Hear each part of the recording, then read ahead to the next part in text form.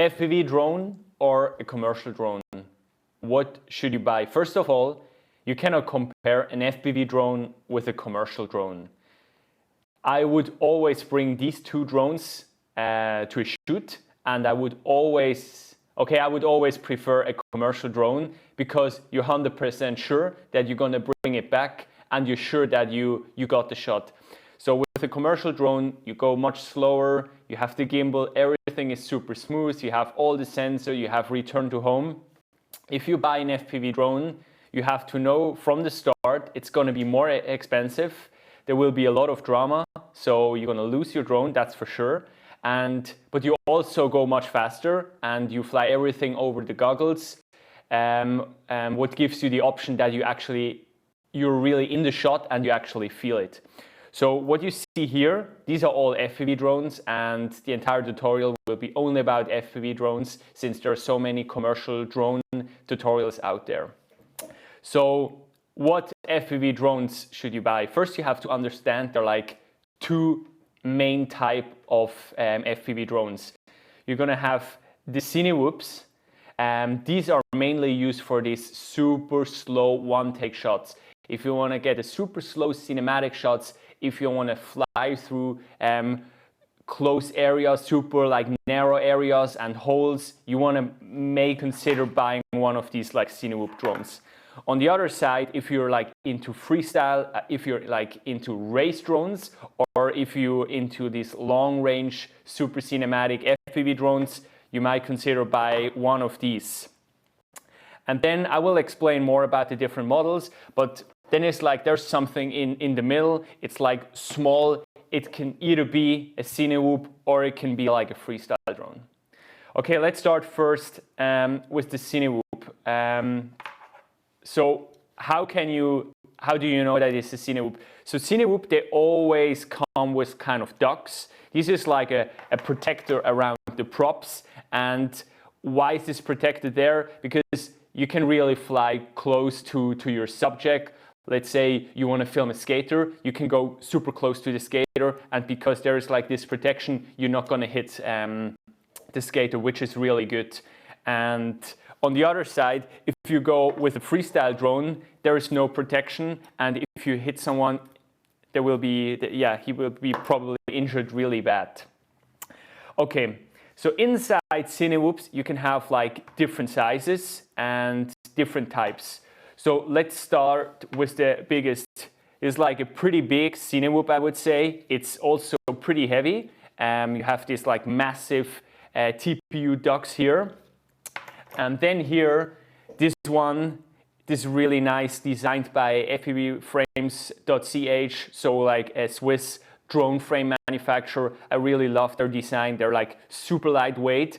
And if you compare like these two, you can see there they have like full ducts around, where this one is like more open. So you ask yourself, why should I go like with touch a frame? I actually prefer this kind because if you think you're gonna fly in an open area and there will be wind, you're gonna run into some issues. If you've ever flown like a Cinewhoop in wind, you're gonna know what I'm talking about, but it gets super shaky. If you do a little dive, it gets super unstable. You can have like this yaw rotation and it's gonna have some really weird behavior. As long as you fly super smooth with no wind, these work totally fine. Since this is like open here, that's really nice. You have way less like wind resistancy, and it makes it much smoother like if you have a little bit wind there. Also, if you compare them from the size, it's like a massive difference. This is like a 2.5 inch, so really, really small. Small batteries, so also cheaper. And here we have like a naked GoPro. I'm gonna explain more to naked GoPros later, but you're gonna have a naked GoPro, so you have a really easy light setup, and also like if you crash, it's like less pressure, like less bumps on the camera. So that's really nice, and also you can fly through closer surface. And then if you want to go even a step smaller, you're gonna have like these 2-inch drones, super small, also with naked GoPro. And with this one, you can pretty much fly through everything, which is really, really good. So again, like I really love like their design with the open space here, and you're still like, you can see you have like some TPU protector even here, and if you bump into someone, like you're not going to hurt him really bad. And they all are now with the DJI system. As I said, my whole tutorial is about the DJI FPV system, and they all have this Vista module inside, which is almost equivalent to the air unit. And yeah, so you have a crystal clear image, which is really good. Let's jump completely on the other side. Here you have them like massive 5-inch quads. Compared to the Cinewhoops, these go like up to 200 kilometers per hour, which is extremely fast. These are like either freestyle drones, or also like cinematic, like I would say like mid-range quads. So what's the difference between like these freestyle drones? So if you look at that one, it's also a specific customized design by FPV Frame. I'm not getting sponsored by them. The only reason why I have it here is like when it comes to frame, and I'm going to explain more about the frames, it's really important to know the differences. And why I like, there's so much brain power inside this frame and in this build. That's why I really like it that much. So these drones, you go much faster. The props are bigger, as said. It's heavier with the battery. It will be up to like, I would say 700 grams to 1 kilogram. Yeah, exactly. So here they are almost the same size. The difference you have to understand basically is there will be a little bit different in the shape. I will explain more. I will have a specific tutorial only for like what's the best frames, or what frames do I recommend. Exactly. So yeah, they're pretty much the same. They look a little bit different. They have different motors. They have a little bit different frames. The way you mount basically the camera is different. And actually that's a good part to explain. So when you look at this one, you're gonna have a TPU mount. And then when you mount like the GoPro here on top, it's actually pretty good because you can just move the GoPro to the angle you want the camera to be, which is really good because it's really easy to install, and it works and it holds. The only downside with that is like if you crash, because that thing is so, I would say, exposed, if you crash, it can easily like destroy like this part.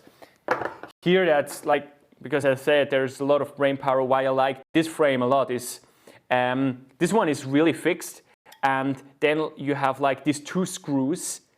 So you actually can move like the front part, but you actually not move the TPU. It's like the entire front part which moves. And also like a good thing here is this entire front part is connected to the main frame via TPU. And this is also good when you crash. You're gonna have like less power who goes on the frame, but also on the other side, because you always have like kind of vibrations when you fly. But if you have like this TPU mount, you're gonna have like less vibration on the GoPro or on the camera, and that at the end means like a better image. This one, not my most favorite one, but I have it since a long time, and why I have it, it's like the Basher, and I would always recommend especially when you, or like even if you're a pro, you want to have a Basher, just like a drone. It doesn't have to be perfect. You want to go out there, you want to try out things. Like the more you try, the more you go around objects and want to try some flips, you just get used to like the flying behavior. So I always recommend to have like this kind of Basher. And there I would prefer like a freestyle drone and not a Cinewhoop, so you can really go in the field and you can like risk a lot. The last one, and that's a pretty special one, and that's probably where we go. If we look at drone regulations, most European countries, they have like this 249 grams or 250 grams rule, and that's where this beauty comes into play. It's super small. If you compare these two, this is like a super small drone, and the good thing there is you can either have it as a freestyle drone, so like the props are open, they're really powerful, But on the other side, you can basically attach this thing to the frame, and then it's almost like a Cinewhoop. Since this one has not as much power as the big ones, you can also fly better, I would say smooth. And because it's small, you can also like risk more when you fly through narrow areas. You also mount a naked GoPro, so you have like less weight instead of a full GoPro, which you have on these freestyle drones. So this is probably like under 250 grams. Also a beautiful designed by FPV frames, and if you have like this option with the ducks, you can easily convert it into a Cinewhoop similar quad. So at the end of the day, what drone should you buy? So that's my view. I use 95% these freestyle quads, and I would say I use the last 5% the Cinewhoops. In 1 year, I only used my Cinewhoop like twice. And I mean, at the end of the day, it depends on your client needs. So if you do a lot of real estate, if you have a lot of like shootings where you need like long one takes and you want to have this slow cinematic FPV shots where you fly through everything, you might consider buying a Cinewhoop. If you're like want to do long range, if you want to chase car, if you want to dive down some cliffs, you want to buy some freestyle quads.